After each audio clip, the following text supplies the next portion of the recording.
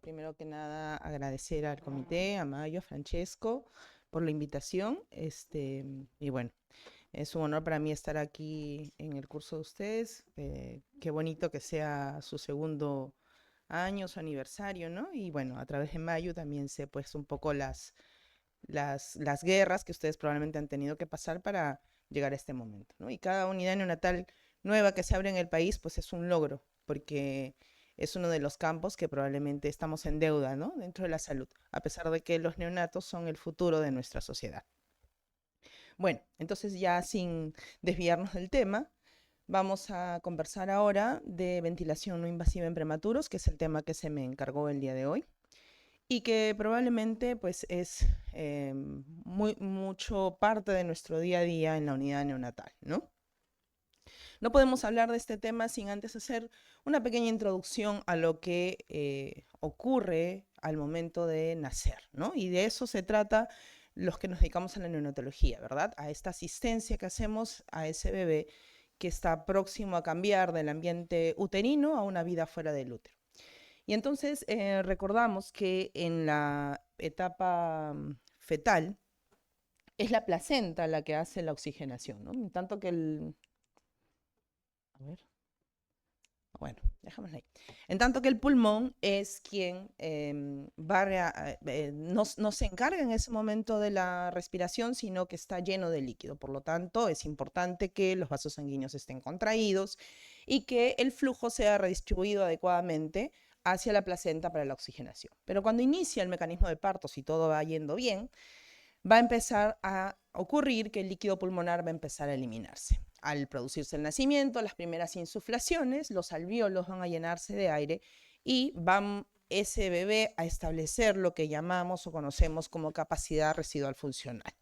Ese aire que ingresa a nivel alveolar va llevando oxígeno y cambia pues la situación en la que ese bebé estaba anteriormente, una hipoxia relativa en la vida fetal, y esa presencia de oxígeno por diferentes mecanismos va a ocasionar una vasodilatación pulmonar. Los pulmones, la vasculatura pulmonar se va a relajar y el pulmón va a ser ahora el responsable de airear la sangre que está bombeándose a través del corazón. Entonces es importante que esta aireación se dé, va a caer las presiones pulmonares, se van a empezar a cerrar los cortocircuitos que ustedes conocen de manera funcional, ¿no? El foramen oval, el ductus arterioso permeable, y al hacer esto, el pulmón relajarse, pues la sangre va a llegar hasta un 100% a nivel pulmonar y por lo tanto va a haber un adecuado retorno hacia la aurícula izquierda. Y esto va a permitir que se establezca también una precarga adecuada en el ventrículo izquierdo. Y de eso se trata lo que nosotros hacemos, ¿no? Diferentes situaciones pueden alterar este paso, que este paso se dé de manera adecuada. Una síndrome de aspiración meconial, una asfixia perinatal y entre ellos la prematuridad, ¿no? Cuando el bebé está prematuro, los alvéolos no están listos, no están maduros, el surfactante no es el adecuado, su caja torácica no tiene una complianza adecuada y diferentes situaciones van a impedir que este bebé logre establecer de manera exitosa esta capacidad residual funcional, esta aireación. Y ahí es donde entramos nosotros, ¿verdad? Para asistir a este bebé y ayudarlo a completar esta transición cuya inmadurez no le permite. Y para ello hacemos uso de diferentes dispositivos y en la historia neonatal hemos pasado y recorrido diferentes caminos con el propósito de tratar de ayudar, ¿no? Y entonces de eso es lo que vamos a conversar ahora un poco. Con el desarrollo de la tecnología, y de repente ustedes ahora también que han establecido una nueva unidad y seguro antes tenían otro lugar donde ustedes realizaban la atención neonatal, se han dado cuenta que a medida que la unidad va madurando, va creciendo, va adquiriendo más tecnología, la sobrevida va incrementando, ¿verdad? Y cada vez son bebés más pequeños los que logramos salir adelante. Y esa historia se repite a lo largo de todas las unidades neonatales. Y nos topamos con la situación de que logramos, mientras antes era un problema, lograr que un bebé de 32, 34 semanas sobreviva, fallecían hasta el 50%, y ya ni qué conversar de los bebés más pequeños. Ahora estamos hablando de bebés de 28, 26, 25 semanas que logran sobrevivir. Sin embargo, las taras o las morbilidades que acompañan a la prematuridad siguen presentes, y entre ellas una de las que más nos aterra, ¿verdad? La displasia broncopulmonar. Esta que motiva que nuestro bebito se siga quedando con nosotros por la dependencia de oxígeno o que tengamos que mandarlo a casa con un oxígeno domiciliario. Y está asociado pues al hecho de que el pulmón está inmaduro, no ha completado la alveolización, el surfactante no se ha madurado, el sistema de surfactante, su capacidad de controlar la oxidación tampoco. Y si a esto sumamos las cosas que tenemos que hacer para ayudarlo a sobrevivir, pues entonces esto va a conllevar a mayor incidencia de displasia broncopulmonar. Y una de las cosas que hacemos es administrar oxígeno y administrarlo a través de presión positiva porque estamos buscando establecer esta capacidad residual funcional de la que conversábamos al inicio. Y hemos recorrido diferentes caminos, decíamos. Ahora vamos a ver un poquito de la historia. Pero uno de los que más nos ha acompañado es justamente el uso del ventilador mecánico. Y nos hemos pegado al ventilador. De hecho, yo hace años ya, no muchos, pero regular, que fui residente, bueno, recuerdo, bajaba yo a la unidad, ¿no? Me anunciaban un bebé de menos de 28 semanas, estaba en la unidad de cuidado intensivo, y mis asistentes me decían, anda, recoge al bebé, ¿no? Y bajaba yo con mi tubito, ¿no? Y sin importarme mucho el bebé, bastaba que era un bebé prematuro extremo, pues yo intubaba, colocaba el tubo y lo subía bolseando a la unidad, ¿no? De eso hace ya más de casi, ¿no? 2 décadas, pero las cosas han cambiado mucho. Y es que hemos descubierto que el ventilador mecánico no es gratis, ¿no? O sea, no le significa poca cosa al bebé. Y nos hemos topado en el camino con los conceptos del volutrauma, el barotrauma, el atelectrauma, el daño que hace el oxígeno, el flujo y todos los mecanismos que nos van a conllevar a una displasia broncopulmonar. Y una displasia broncopulmonar significa mayor riesgo de parálisis infantil, mayor riesgo de problemas en el neurodesarrollo, dependencia de oxígeno, una serie de cosas que incrementan la comorbilidad de este bebé prematuro. Entonces, ¿qué hacemos? ¿Cómo hacemos? ¿No? Es lo que nos ha atormentado a los neonatólogos hasta ahora, nos sigue atormentando, para disminuir la incidencia de displasia broncopulmonar. Y entonces retrocedamos ahora a los años 70, ¿sí? El doctor Gregory, para ese entonces, no había surfactante, no había corticoides antenatales y los bebés prematuros se morían más del 50%, ¿no? Ser prematuro era prácticamente condenado a fallecer. Y entonces, debido a publicaciones previas en las cuales se observaba que este quejido que ustedes han probablemente oído, ¿no? En N oportunidades cuando el bebé prematuro nace y tiene dificultad para respirar, este quejido que emite, se descubrió que este quejido buscaba establecer, ¿no? Mantener aire a nivel alveolar, o sea, establecer capacidad residual funcional. Y comprendiendo este concepto es que al doctor Gregory se le ocurre, ¿no? Colocar un tubo endotraqueal y colocar presión para establecer esta capacidad residual, ¿no? El famoso PEP. Y así nace el CPAP al inicio de manera invasiva. Él publica 20 casos, ¿no? En los cuales ahí ustedes pueden ver, una de las cosas que él mostraba era cómo el bebé estaba fuertemente hipoxémico y al colocarlo en este CPAP con tubo endotraqueal con presiones PERI 16 centímetros de agua, rápidamente la oxigenación mejoraba y el paciente sobrevivía. Fueron 20 casos, los primeros 18 fueron de manera invasiva con un tubo endotraqueal y los 2 últimos ya con un casquito, como ven en la figura, de manera no invasiva. Y miren, fueron pacientes desde 3,8 kilos hasta 900 y algo gramos, ¿no? El de la foto es un bebito de 1000 gramos, 28 semanas, que en ese entonces significaba pues que probablemente ese bebé iba a fallecer sí o sí, ¿no? Y entonces todo esto nos revoluciona, ¿no? Y a la par, menos de un año o 2 años, en el Pediatrics se publican los primeros casos de los pacientes recibiendo CPAP a través de un dispositivo externo, estas cánulas nasales cortas que también conocemos ahora, los pronasales, y se establece el uso de CPAP como una estrategia de soporte respiratorio para los bebés prematuros. Pero a la par también, años 70, los ventiladores mecánicos, que en ese entonces solamente habían para adultos, la tecnología empieza a desarrollar ventiladores neonatales sensibles, de rápida respuesta, y todos nos alocamos otra vez por el ventilador, ¿no? De hecho, el residente cuando llega a la unidad siempre está alocado por intubar y meter a un bebito al ventilador, ¿no? Bueno. hasta más o menos los años 87, ¿no? Y por eso son tan importantes estas redes de comparación que establezcamos, que pertenezcamos a alguna red en la cual nuestra unidad pueda verter sus resultados y podamos compararnos con otras unidades. Y la doctora Avery publica este trabajo súper, ¿no?, interesante, un trabajo epidemiológico, en el cual ella observa que dentro de una red de hospitales había un hospital en especial, ¿no?, el Hospital de Columbia. Miren, la incidencia de displasia broncopulmonar, entendida como el requerimiento de oxígeno a los 28 días, era más o menos constante en todas las otras redes, excepto en el Hospital de Columbia, que tenía una incidencia notablemente más baja de displasia broncopulmonar. Entonces la autora se pregunta, ¿qué es lo que hace Columbia de diferente? ¿Por qué ellos tienen menos displasia broncopulmonar? Y entonces aquí descubrimos la receta de Columbia.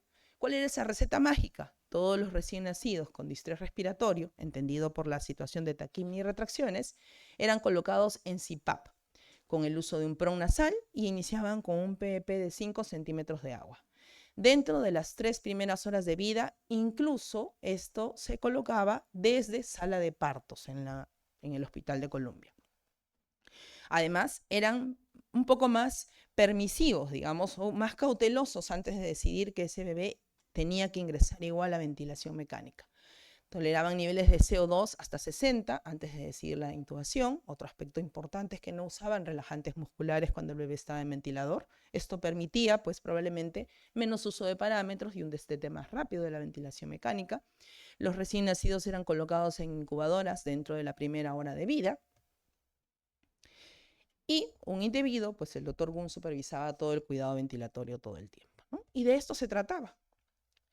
Y ya luego la doctora Van Marter, en el año 2000, realiza esta publicación en el Pediatrics, en el cual ya hace un análisis, digamos, de todas las variables intervinientes, y se concluye que el único factor de riesgo importante para que un hospital de Boston, que estaba dentro de la red, ¿no?, tuviera mayor incidencia de displasia broncopulmonar con respecto a Columbia, era que ellos, desde un inicio, optaban por la ventilación mecánica en estos bebés prematuros extremos. Y entonces nuestros ojos vuelven a mirar, ¿no?, a este dispositivo que habíamos dejado de lado por la ventilación mecánica, tan útil que es el CPAP, ¿no? Y que resulta también mucho más útil en entornos como el nuestro, en que contar con un ventilador mecánico o incluso con surfactante en nuestras unidades puede ser poco frecuente, ¿no? De repente estamos acá en Lima y aún acá en Lima hay hospitales que reciben neonatos que no tienen un ventilador, que no tienen a la mano surfactante. ¿Y cuál es ese efecto que realiza la CPAP en nuestros bebés y por qué funciona tan bien? Bueno, los efectos que se postulan es que va a producir, ¿no?, se trata el CPAP, justamente su nombre lo dice, de la administración de una presión de distensión continua en la vía aérea. Y esta presión constante que estamos colocando permite establecer o mantener la capacidad residual funcional. También actúa como una especie de férula o reduce, pues, el colapso de la vía aérea que el bebé prematuro tiende a colapsar, ¿no?, durante la expiración. Va también a tener un efecto positivo en la conservación del surfactante, de modo que trabajos posteriores demostraron que el uso de CPAP temprano disminuía la necesidad de surfactante pulmonar posterior. Reduce el edema alveolar, reduce el trabajo respiratorio, esto lo hemos visto, ¿no? Nuestros bebitos están con quejido, mucho trabajo, colocamos el CPAP y como mágicamente, ¿verdad?, disminuye su trabajo respiratorio, desaparece el quejido. Y mejora la relación ventilación-perfusión, disminuyendo el cortocircuito intrapulmonar. Muy bien. Pero también nos ha tocado ver estos bebitos que decidimos por un CPAP, ¿verdad?, y que luego terminan fracasando y tienen que ingresar finalmente a ventilación mecánica. Y entonces empezamos a echar vueltas y a revolucionar en la neonatología para ver cómo hacíamos, porque ya sabemos que el ventilador le cuesta caro, implica displasia broncopulmonar más probablemente. ¿Qué hacemos, no? ¿Qué otras cosas podemos añadir para poder mantener a nuestro bebé en esta forma no invasiva de soporte respiratorio? Y ahí es donde viene a desarrollarse toda esta gama que ahora conocemos, ¿no?, como ventilación no invasiva, y que es de lo que va nuestro tema hoy. Entonces, lo primero será definir que la ventilación no invasiva se refiere a cualquier técnica que utilice presión constante o variable para proporcionar un soporte ventilatorio que no implique intubación endotraqueal. Entonces la podré administrar a través de una máscara o cánulas que pueden ser únicas, binasales, cortas, largas, pero lo cierto es que yo no debo intubar al bebé. Básicamente, todas las BNI deben tener ciertas características únicas, ¿no? Por ejemplo, deben contar con un sistema de flujo que mezcle aire y oxígeno. Entonces necesitamos flujo de aire, oxígeno y un mezclador. Es importante que calentemos y humidifiquemos porque vamos a entregarlo a flujos más altos. Entonces también tiene que haber un calefactor y un humidificador, idealmente servocontrolado. Y luego ya viene la forma, ¿no?, que pueden ser variables en que nosotros generaremos la presión. Esta presión puede ser constante todo el tiempo o podemos establecer niveles de presión, ¿sí? Un PIP y un PEP o 2 niveles de PEP. ¿Ok? Y si es posible, tal vez podríamos también sincronizarnos con el bebé a través del uso de sensores. Entonces, esto nos da la gama que estamos viendo ahí, ¿no? No se ve muy bien. Vamos a tener una modalidad de presión constante, en el cual se mantiene una determinada presión. Aquí es donde encaja nuestro clásico amigo, el CPAP, ¿no? Nuestro viejo conocido. Y el CPAP lo podemos administrar a través de un flujo constante, ¿no?, siendo que pueda ser una CPAP a través de ventilador mecánico convencional o nuestro clásico amigo también, el CPAP burbuja, ¿no?, que tanto nos ha acompañado a lo largo de los años, especialmente en las unidades de escasos recursos. Y podemos tener también la CPAP de flujo variable, el famoso infant flow, por ejemplo. ¿Ok? Y aparte de eso, podemos dar también a través de una cánula nasal, una presión, ¿no? Y aquí tendremos las cánulas nasales de alto flujo, que son las que nos pueden dar presiones o alcanzar presiones similares a la CPAP, y tendremos las cánulas de bajo flujo, que generalmente generan presiones muy bajitas y por lo tanto son utilizadas ya como una herramienta, digamos, de destete de todos los otros sistemas que estamos conversando aquí. Y la otra forma es la CPAP con presión variable, en la cual yo genero 2 niveles de presión, ¿no? Puede ser a través de un ventilador mecánico, ¿no? Le llamaremos ventilación nasal a presión positiva intermitente, ¿no? Y estableceremos un PIP, un PP, pudiendo sincronizarme o no con el paciente a través de detectar la diferencia de presión o a través de una colocación de un electrodo a nivel del diafragma, por ejemplo, entonces el sistema NAVA que conocemos también, ¿no? O podré optar por un tipo de equipo que me dé 2 niveles de PEP, el famoso BiPAP, ¿no?, en el cual yo coloco un PEP base y luego lo subo 6 a 5 centímetros por encima y obviamente aquí tendré que usar tiempos más largos para poder establecer los 2 tiempos de PEP, ¿no?, de 0,5 a 1 segundo en cada lapso. Y en los últimos años, la ventilación nasal de alta frecuencia, ¿no?, algo que también se está empezando a publicar y que podría tener también alguna utilidad, ¿no? Y que de hecho pensar en su utilidad provino del uso del CPAP burbuja, de las variaciones, oscilaciones que se producen en el CPAP burbuja, y entonces uno dijo, bueno, tal vez la CPAP por alta frecuencia o la alta frecuencia nasal también pueda tener alguna utilidad. Muy bien. Entonces ahora vamos a ver qué indicaciones tiene en el bebé prematuro el uso de la ventilación no invasiva, pero a su vez, ¿no?, vamos a hacer un recorrido un poco por la evidencia, porque, bueno, doctora, ya son un montón, entonces, ¿cuál uso? ¿Uso el CPAP burbuja? ¿Qué le pido a mi jefa que compre? Que compre ventiladores nasales de alta frecuencia para todos los bebés, entonces, ¿no? La jefa ya está ahorita ya sudando frío, ¿no? ¿Cuánto va a costar eso? Por Dios, no. Entonces, vamos a recorrer un poco la evidencia para que tomemos decisiones no por moda, no porque lo acaban de publicar, sino mejor basado en lo que mejor tenemos y lo que económicamente podemos tener, ¿no? Y tomar las mejores decisiones siempre para nuestros bebés. Entonces, las indicaciones que vamos a revisar son el síndrome de dificultad respiratoria. De hecho, pues es muy alta la incidencia de SR en el prematuro, pero también el prematuro extremo, ¿no?, aún sin tener un distrés respiratorio inicial, si tiene un esfuerzo respiratorio, podría beneficiarse, ¿sí?, del uso de esta ventilación invasiva de manera temprana, desde sala de partos. Entonces, la primera indicación sería SDR y en todo prematuro extremo con esfuerzo respiratorio al nacer. ¿Ya? Ay. Esto es importante, ¿no? Porque a veces, o solía pasar, tiene 25 semanas, pesa 600 gramos, intúbalo, ¿no? Pero No, ya, intúbalo. Entonces, vamos a repensarlo un poquito. Si el bebé tiene esfuerzo respiratorio, tiene derecho a que tú intentes darle ventilación no invasiva, ¿ok?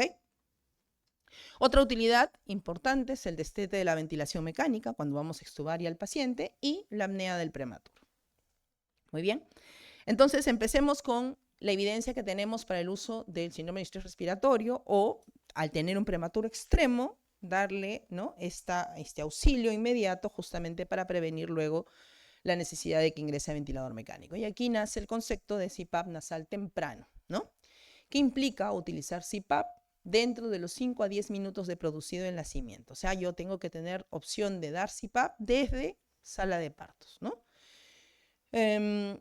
Si el bebé es reanimado y responde y establece respiración, pues puedo iniciar también CPAP. ¿En qué casos no podría? Solo si el bebé dentro de su asistencia pues requiere, ¿no?, de su asistencia inicial, requiere una intubación como parte de su reanimación. Bueno, y en ese caso pues ya no podríamos ir por este camino. ¿Cuál es el objetivo de utilizar CPAP en sala de parto? Minimizar la intubación y ventilación mecánica, reduciendo así sus complicaciones. Bueno, ¿y estos bebés igual nunca se intuban? Bueno, eventualmente sí, pueden llegar a requerir intubación y colocación de surfactante, pero se van a hacer solo si el neonato muestra alguna falla durante el curso clínico de CPAP, ¿no? Esta falla la vamos a definir cada unidad y los diferentes trabajos de investigación que hay, la han definido de manera diferente, con valores de pH, CO2, requerimientos de FiO2 y o apneas frecuentes que no responden al tratamiento, ¿no? Cuando hablamos de FiO2, la mayoría de trabajos fueron FiO2 peri 40-45%, motivaban, se indicaba el fracaso y entonces se procedía a colocar surfactante y colocar al bebé en ventilación mecánica. ¿Cuál es la limitación de esta estrategia? Que por ahí algunos bebés que se podrían beneficiar de un uso temprano de surfactante podían retrasar un poquito. Pero desde estas publicaciones, que son por ahí por el año 2008-2006, se ha recorrido bastante camino, se ha desarrollado la estrategia LISA, por ejemplo, como para colocar el surfactante más temprano. Hemos desarrollado o hemos ido bajando los niveles de FiO2 con la posibilidad de tratar de mejorar, ¿no?, esta asistencia, de llegar más temprano. Y de la mano, la ecografía pulmonar ahora es una gran herramienta para justamente poder seleccionar mejor aquellos pacientes que, estando en un soporte no invasivo, podrían requerir CPAP. Los trabajos que sostienen el uso de CPAP temprano y que demostraron en su momento que la CPAP podía ser equiparable a la ventilación mecánica en un prematuro extremo, se desarrollaron por allá desde el año 2008, ¿no? Estos son 4 de los estudios más grandes, el COIN, el SUPOR, ¿no?, el estudio DUN. Y miren, ¿no?, en qué grupo de pacientes se realizó, ¿sí? Estamos hablando de bebitos menores de 29 semanas, ¿no?, menores de 30 semanas, o sea, prematuros extremos, incluso de 25 o 24 semanas, en los cuales se manejó al bebé desde sala de partos con un CPAP. Y cuando se hizo el metaanálisis de este trabajo, que también fue como un boom allá en el año 2013-2014 que se publicó, se observó que se lograba, primero, se podía tratar, ¿no?, con CPAP y ventilación mecánica, igual, porque no había mayor mortalidad. Y además, aparentemente había un efecto favorable de disminución del outcome combinado, del resultado combinado de muerte y displasia broncopulmonar, ¿no?, ligero, con un número necesario de tratar relativamente alto, 25, pero nos daba una luz. Y para nosotros esto es sumamente importante, ¿no?, sobre todo en realidades en las que, como repito, no tengo ventilador mecánico, no tengo surfactante y de repente el uso de CPAP podría significar que ese bebé no lo requiera en las siguientes horas. Pero igualmente, ¿no?, en estos trabajos, pues finalmente pudimos ver que hay una determinada cantidad de población, peri 40-50%, que igual va a terminar tomando el camino de la ventilación mecánica. Muy bien. Luego ya tenemos esta revisión Cochrane del año 21, que es la última publicada al respecto del uso de CPAP nasal profiláctico versus ventilación mecánica, en la cual, ¿no?, en bebitos menores de 32 semanas, la CPAP demostró que era capaz de reducir la displasia y el resultado combinado también de displasia y muerte, ¿no? Y una cosa bonita que también señala el metaanálisis y que ustedes pueden ver ahí en el cuadro de Forest Plot es que este efecto se ve o se resalta más o se nota más justamente en la población menor de 28 semanas, ¿no?, que es donde se tiene el mayor impacto para reducir la displasia broncopulmonar. Cuando se compara, pues obviamente con ventilación mecánica, ya si el bebé pudo tolerar las primeras horas, pues ya no va a ser necesario intubarlo, ¿no? Va a reducir, por lo tanto, la necesidad de ventilación mecánica y con ello también la necesidad de administración de surfactante. No hubo diferencias significativas en los resultados secundarios, ¿no? Bueno, doctora, tal vez se murieron más, no. Tal vez tuvieron más hemorragia intraventricular, tampoco. Tal vez hubo más síndromes de fuga aérea, tampoco, ¿no? El neurodesarrollo, ¿qué tal les fue? Tampoco hubo diferencias. Entonces, CPAP nasal profiláctico desde sala de partos es una alternativa para manejar a estos bebés. Este resultado en los menores de 28 semanas, como ven, se mantiene también para el resultado combinado de muerte y displasia broncopulmonar, ¿no? Mientras que para la población más grande se pierde el efecto, ¿ok? Ya habíamos dicho, con respecto a la falla de tratamiento, ¿no? Una pregunta que hace el metaanálisis y que también es interesante para nosotros es si hay alguna diferencia con el valor de pp que se ingresa, ¿no? Y ellos encontraron que tanto pp's de 5 o 6 centímetros de agua como los pp's más altos, 8 a más, no encontraban mayor diferencia, no lograban demostrar mayor diferencia con respecto a la falla de tratamiento y tampoco a la necesidad de surfactante, ¿ok? Bueno, y aquí ya la recomendación actual europea, que es la que casi todos seguimos, de iniciar pues el PEP con CPAP con PEP de 6 y luego ir titulando. Muy bien, pero decíamos que también estos trabajos nos muestran que hasta un 40 o 50% de estos bebés finalmente ingresará a ventilación mecánica y ahí es cuando venimos a empezar a revolucionar nosotros, ¿no? A darle vueltas, vueltas. ¿Qué hacemos? ¿Qué hacemos para tratar de que ese bebé no fracase a CPAP? Y ahí viene la estrategia de dar esta ventilación nasal positiva intermitente, ¿no? Con el uso de un ventilador mecánico o dispositivos de binivel de presión. Entonces el Cochrane, publicado el año 23, al respecto, obviamente ya la NIPPB se corre contra el CPAP porque el CPAP estamos considerando como la ventilación no invasiva estándar, ¿no? De oro.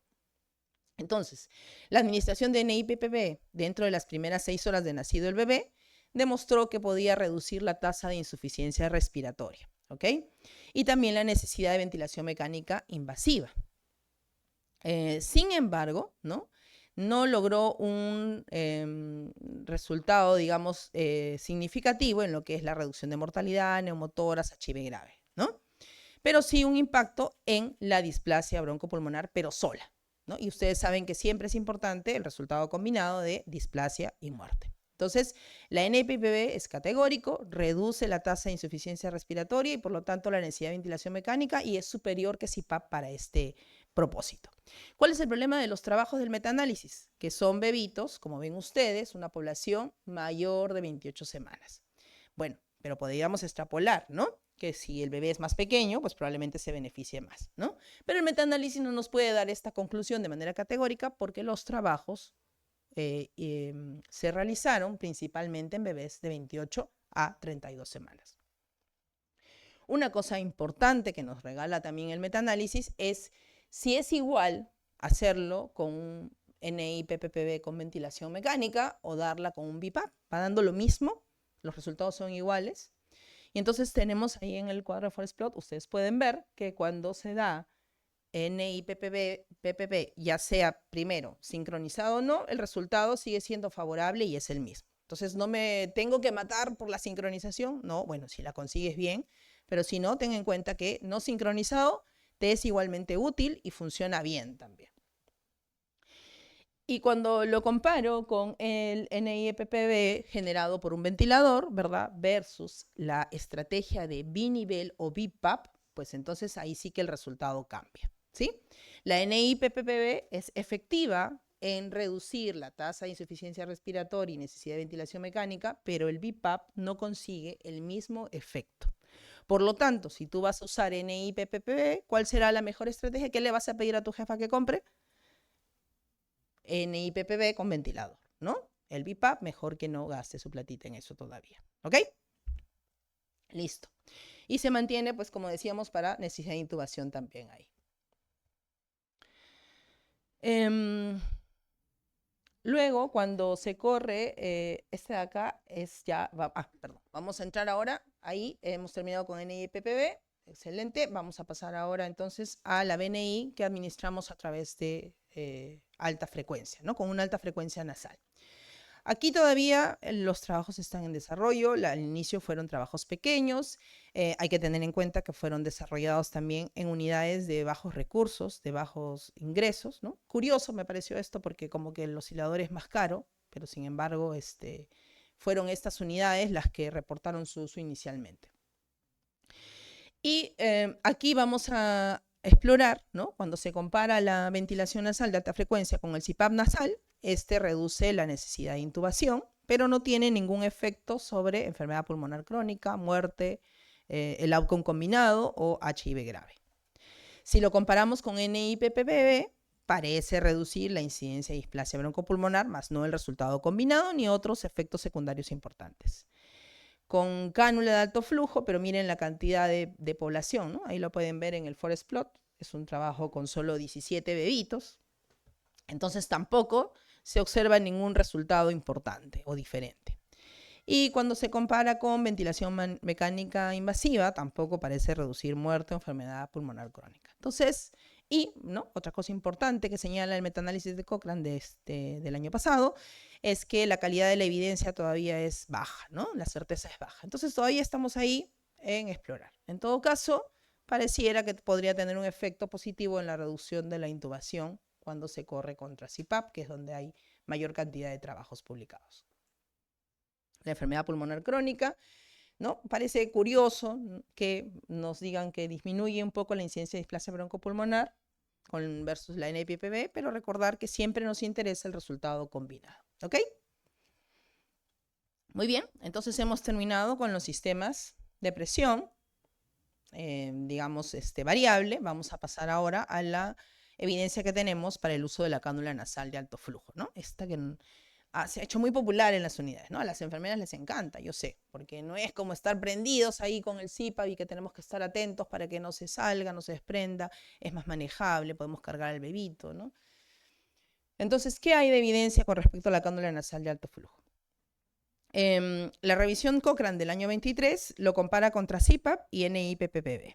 Cuando lo comparamos con CPAP nasal, encontramos que la cánula de alto flujo aumenta el fracaso del tratamiento a las 72 horas, ¿no? Entonces, si yo coloco a mi bebito en cánula nasal de alto flujo como asistencia primaria, es más probable que ese bebé fracase, ¿sí? Que si yo lo coloco en CPAP nasal. No hubo diferencias en el resultado combinado de displasia o muerte, en las tasas de ventilación mecánica, ¿no? Y esto a veces es algo de lo que se coge muchos de los que hablan del uso de la cánula nasal de alto flujo, porque dicen, bueno, ya, está bien, sí, fracasan a las 72 horas, pero no hay necesidad de ventilarlos más. Y uno se queda pensando, ¿cómo es eso de que fracasan, pero no los tengo que ventilar? ¿Qué es lo que ocurre? Que la mayoría de trabajos de investigación que compararon cánula nasal de alto flujo con algún sistema de ventilación invasiva, en el brazo de alto flujo que ofrecen, rescate por ventilación, ¿no? De CPAP o NIPPB. O sea, el paciente que fracasa a alto flujo tuvo la chance en estos trabajos de investigación de, antes de ser intubado, pasar por CPAP o pasar por NIPPB. ¿Se entiende? Entonces, este efecto que yo estoy viendo, ¿no? En el cual queremos equiparar a cánula nasal de alto flujo con CPAP o NIPPB, es netamente solo de la CAF. De ahí que la mayoría de trabajos, ¿no? O cuando uno lee publicaciones, te digan, bueno, si vas a optar como la cánula nasal de alto flujo como asistencia respiratoria primaria, ojo, tienes que tener también la opción en tu unidad de poder dar CPAP y ventilación a presión positiva nasal intermitente, ¿no? Entonces, si tú eres una unidad de escasos recursos, vas a abrir tu equipo de cánula nasal de alto flujo. Si fracasa, luego abres tu equipo de CPAP, ¿sí? Y bueno, y ves, eso es lo que hay que valorar. Entonces, si tu unidad es de bajos recursos, mejor sigues dejando CPAP, NIPPB como herramienta primaria, ¿no? Como soporte respiratorio primario para estos bebés. Y tal vez podrías dejar la cánula nasal de alto flujo ya para situaciones más particulares, ¿no? Tu bebito que se cronificó de repente, o aquel que se lesionó el tabique nasal y que tú quieres darle una opción, un soporte intermedio. Pero sigue dejando CPAP y NIPPB para la asistencia primaria, ¿ok? Otra cosa importante es que hay que tener en cuenta qué edad gestacional tenían estos bebés que fueron incluidos en los diferentes trabajos, ¿no? Y la mayoría de ellos fueron bebés mayores de o los grupos fueron bebés también mayores de 28 semanas. Por lo tanto, no podemos extrapolar los resultados a los bebés más pequeños, ¿ok? Cuando lo comparan con NIPPB, encontramos que no hubo diferencia en displasia o muerte, ¿no? Y de hecho, pues en lo que gana la cánula binasal, tanto a CPAP nasal como a NIPPB, es en traumatismo nasal, ¿no? Ahí sí no hay vuelta que darle. Entonces, cuando vemos el trauma nasal, vemos que es superior a CPAP y también es superior a NIPPB. Y para poder entender un poco este efecto, hay que tener en cuenta pues, que cuando usamos la cánula binasal de alto flujo, primero no podemos saber qué PEP estamos dando. Cierto que con los otros dispositivos también podemos tener variaciones de PEP, pero con la cánula como que estamos en terreno de no saber qué cantidad de PEP estamos dando. Y podemos ver en este cuadrito cómo el PEP va variando, ¿no? En aumento a medida que nosotros vamos aumentando también el flujo. ¿Ok?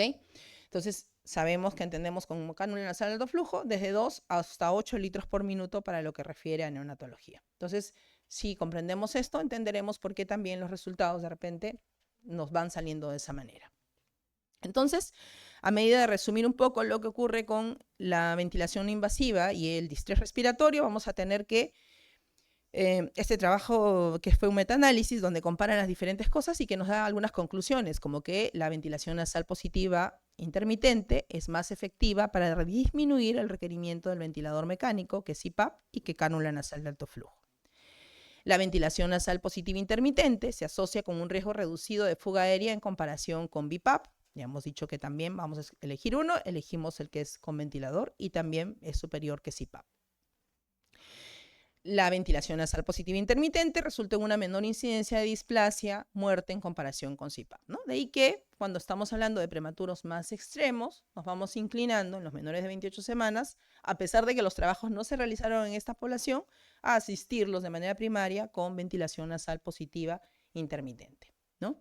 Y aquí quisiera hacer una reflexión importante porque lo he escuchado a veces en mi unidad o se lo he escuchado decir o tal vez incluso, ¿no? Por ahí lo hemos pensado. Nace un bebito prematuro y no tenemos disponible la ventilación nasal positiva intermitente porque ya tenemos pocas en nuestra unidad y hay alguien que lo está usando, ¿no? Y nuestro razonamiento, en vez de recordar que los primeros trabajos allá por el 2010 y los que hicieron toda esta revolución se hicieron con CPAP nasal en burbuja muchas veces, algunos en bebitos de 24 o 25 semanas, ¿no? Razonamos y decimos, no, mejor intúbalo porque no tengo ventilación nasal positiva intermitente, ¿no? Y el razonamiento está mal, ¿no? Porque todo esto inició con CPAP nasal. Entonces, dale la chance de tener CPAP nasal y ver qué tal le va. De repente, hasta eso, en un par de horas, ya tienes disponible el otro. No lo intubes, ¿no? Si el bebito está respirando, dale la chance, ¿ok? Luego, con respecto a la lesión nasal, pues ya hemos dicho que CAF sale ganando, ¿no? Y aunque queremos equiparar, ya hemos explicado qué significa esto de que si bien fracasan más, pero igual no requieren más ventilación, ¿de dónde viene, no? Y es que el de CAF siempre tiene la chance de pasar antes por CPAP o ventilación nasal intermitente positiva. Y tener en cuenta siempre que esto se hizo en bebés mayores de 28 semanas. Entonces, el modo primario más eficaz de asistencia respiratoria no invasiva en recién nacidos prematuros con SDR parece ser la NIPPB y la calidad de evidencia es bastante buena, ¿no? Faltan algunas cosas, como por ejemplo en NIPPB, cuando lo comparamos con CPAP nasal, al final lo que tenemos es que la MAP que usamos en NIPPB probablemente sea más alta. Entonces nos falta responder si equiparo la MAP, la PP, ¿no? De CPAP nasal con la ventilación nasal positiva intermitente, este efecto se va a seguir manteniendo de superioridad de la NIPPB. Son cosas que nos faltan responder, ¿no? Y que empiecen a salir publicaciones con la población menor de 28 semanas. ¿Qué hay de la taquimia? ¿La taquimia se puede presentar en el prematuro? Sí, en el prematuro más grandecito. Aquí los trabajos son más escasos, pero finalmente lo que CPAP ha logrado demostrar es que si bien no reduce la necesidad de ventilación mecánica, reduce la necesidad de días, ¿no? de asistencia respiratoria. Y esto puede ser importante porque una taquimia implica separar a la mamá, sacarla del alojamiento conjunto, llevar la unidad a una hospitalización y entonces el uso de la ventilación invasiva en taquimia podría tener este efecto beneficioso, sobre todo en la reducción de días. Muy bien, dejemos la asistencia primaria, vamos ahora a la CPAP post-extubación. Aquí es importante que tengamos en cuenta, primero, que muchas veces hemos tenido este bebé pequeño, ¿no? 25 semanas, 24 semanas, 26 semanas, que requirió intubación inicial, ¿no? Y ya está con parámetros de nada. Y nosotros estamos que lo miramos, nos frotamos las manos, preocupados, ¿no? Y estamos pensando si lo saco o no lo saco. ¿Lo extubo o no lo extubo? Ay, no lo extubo porque luego va a hacer apnea, o sea, otra vez va a regresar al ventilador. Lo dejo para la siguiente guardia, ¿no? Llega el otro colega y mira, este bebito ya está con parámetros bajos. A ver si lo estubas, ¿no? Y uno se dice, ¿por qué no lo estuvo temprano? En la noche quiere que yo lo estuve. Por ahí entra otro bebé delicado, le dice, no, de noche no se extuba, ¿no? La clásica de las unidades. De noche no se extuba. La enfermera nos mira feo. No, nada de extubación en la noche, doctora, por favor. Y el bebé se pasa otro día más en el ventilador, ¿no? Miren este cuadrito, ¿ya? Que me gusta mucho traerlo siempre, es un trabajo de investigación en el cual ustedes pueden ver cómo cambia el riesgo de displasia broncopulmonar a medida que aumentan los días de ventilación mecánica. Y fíjense que cuando pasamos al 8º día, el riesgo de displasia broncopulmonar se incrementa en 2.4 veces. Mientras que cuando analizamos los cursos de ventilación mecánica, este riesgo de displasia solo se hace importante a partir de la 4ª necesidad o 4º curso de ventilación mecánica. Ahora, obviamente yo no estoy diciendo que andes extubando a los bebitos para que luego los estés reintubando, ¿no? Tienes que ver que el paciente esté en condiciones adecuadas y tendrás que desarrollar todas esas estrategias que eviten que ese bebé regrese a ventilador mecánico nuevamente. Tú extubas para que no fracases, ¿no? Y ahí es donde viene a tener un lugar importante la CPAP, ¿ok? La extubación a CPAP ha sido asociada con una reducción en la necesidad de ventilación mecánica y menor riesgo de desarrollar displasia broncopulmonar en prematuros. Facilita una extubación exitosa al mantener la vía aérea estable, mantener el volumen pulmonar y reducir las apneas. ¿Contra qué se ha comparado la CPAP? Bueno, al inicio extubábamos a casco cefálico hace varios años. Aquí la CPAP le sacó la mugre, como se dice, al casco cefálico, ¿no? Es muy superior al casco cefálico, con un número necesario de tratar bajo para reducir los fracasos de extubación. Cuando lo comparamos con CAF, no parece haber mayor diferencia, ¿no? Y estamos hablando de este bebito ya posterior, así que eventualmente podría ser una alternativa, pero ten en cuenta, si tu bebé es muy pequeño, ya sabes, ¿no? Menor de 28 semanas, CAF no es el camino, hay que optar por otras alternativas. Y cuando lo comparamos con NIPPB, pues aquí la NIPPB otra vez vuelve a ganar, ¿no? La NIPPB, la ventilación nasal intermitente, reduce el riesgo de insuficiencia respiratoria, reduce la necesidad de reintubación. No hubo diferencias en algunos resultados posteriores, ¿no? Una cosa que nos puede preocupar, sobre todo por la cantidad de flujo que podemos estar colocando, es la perforación gástrica. Ayer ustedes tuvieron la charla con la licenciada Pariona, que seguro les mencionó la importancia de una buena sonda para evacuar este flujo cuando se da ventilación no invasiva. Y además, el metaanálisis nos dice que la NIPPB generada por ventilador mecánico, otra vez también en esta indicación de extubación, es superior a los dispositivos binivel o una combinación de estos. ¿Okay? Entonces ahí lo pueden ver en el forest plot. Si voy a extubar y es un prematuro extremo, entonces mejor opto por NIPPB y opto por la NIPPB que se da a través de un ventilador. ¿Qué de la alta frecuencia post-extubación? También, cuando se compara con CPAP, parece reducir la necesidad de intubación y también podría ser superior a NIPPB, ¿ya? Igual, todavía los trabajos fueron de baja calidad de evidencia, como ya hemos conversado, ¿ya? Y fueron desarrollados en lugares de bajos recursos. Entonces, ya para la indicación final, CPAP y apnea de la prematuridad, ya sabemos que si lo comparamos con cafeína, pues cafeína va ganando, pero la idea no es compararla con cafeína, sino sumar, ¿no? Y entonces, ya que las apneas se pueden deber a colapso u obstrucción y el CPAP tiene este efecto de ferolización de la vía aérea, pues suma bastante importantemente al tratamiento de la apnea de la prematuridad. Entonces, el mejor, ¿no? Estrategia probablemente sea el uso de una ventilación no invasiva más cafeína para el manejo del apnea de la prematuridad. Otra pregunta que nos da muchas vueltas, ¿no?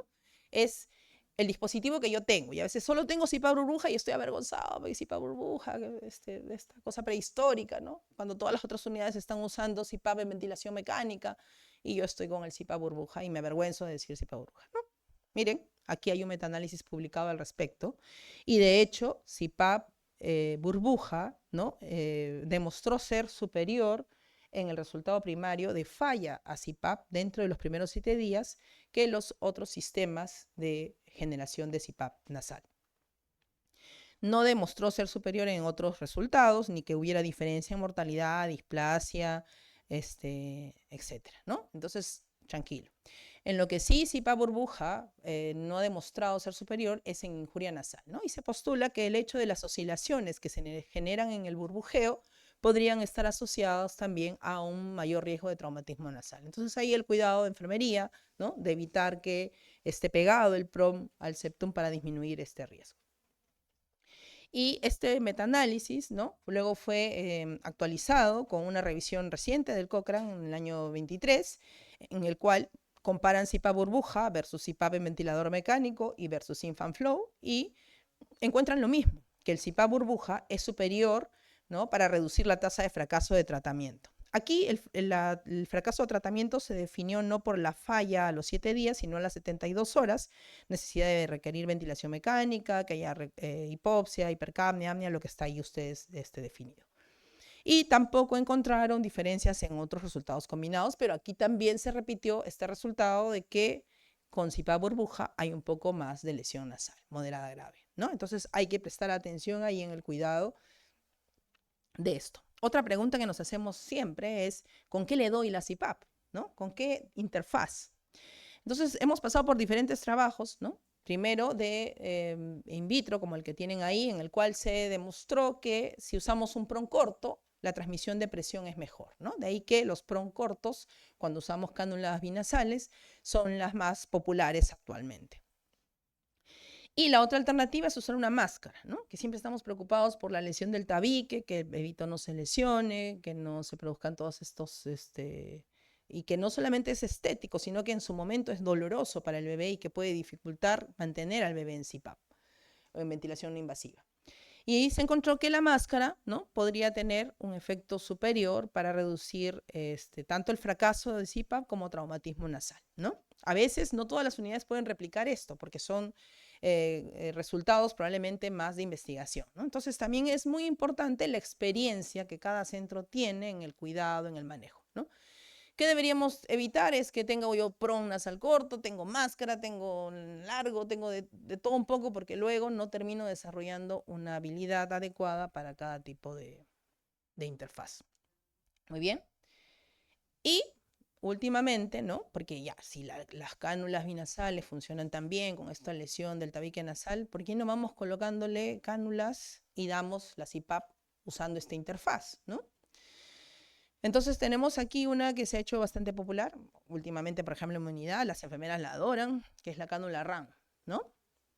Y es que, como ven ustedes en la figura, pues desde la fijación es mucho más fácil, ¿no? Permite maniobrar mejor al bebé, pero probablemente la salvedad que podemos hacerle teórica es que es más delgada, ¿no? El calibre, el diámetro de la cánula es más delgada y habíamos dicho que de repente las presiones no se transmiten igual, ¿no? Sin embargo, los trabajos de investigación lo que señalan es que no ha habido diferencias significativas en el fracaso de CPAP nasal en IPPB ni en la necesidad de ventilación mecánica invasiva, que disminuye la lesión nasal de moderada a grave y de cualquier otro tipo de lesión nasal, y no se observan diferencias significativas en muerte y fuga aérea. Entonces, como que podría ser una alternativa a utilizar. Yo les recomendaría que siempre individualicen, ¿sí?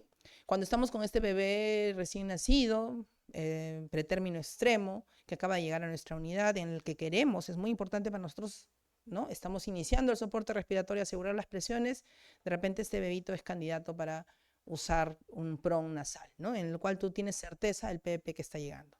De hecho, cuando usen la RAM cánula, observen, ¿no? Cómo cambian las necesidades de flujo que su ventilador requiere. A ver, observen si sigue siendo igual que cuando ustedes ponen un PRON más amplio o más anchito.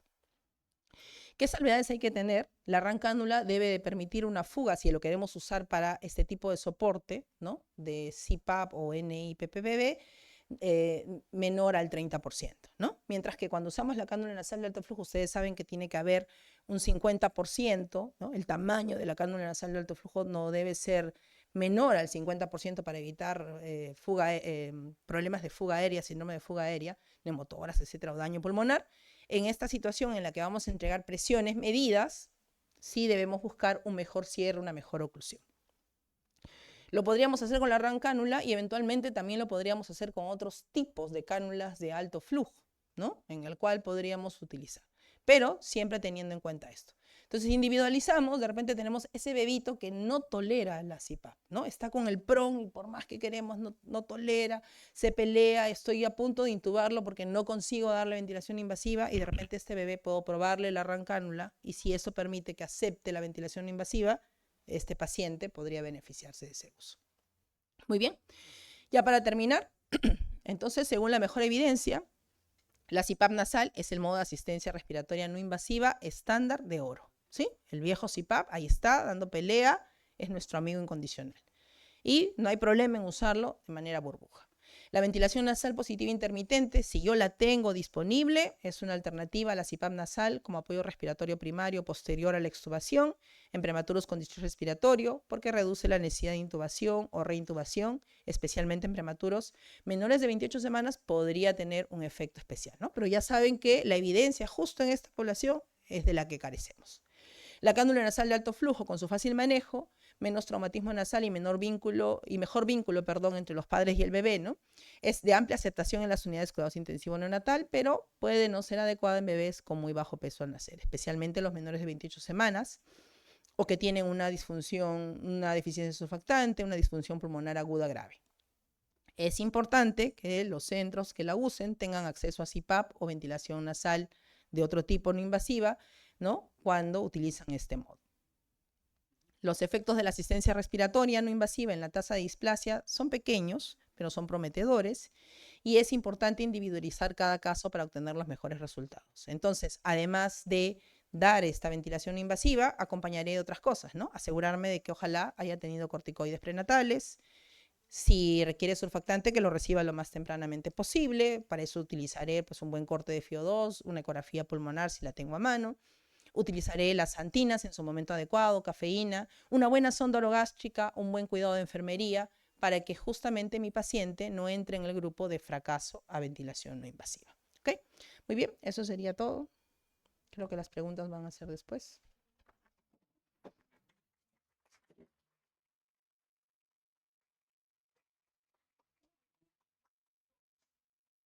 Agradecemos a la doctora Tania Solís por su ponencia, por su excelente ponencia. Nos ha detallado minuciosamente sobre los distintos, desde el inicio de la ventilación no invasiva y los distintos dispositivos usados y sus beneficios de cada uno. Bueno, ahora le pedimos al doctor Freddy Wiman, por favor, que se acerque al auditorio, ¿sí? Para continuar con la siguiente ponencia. Gracias.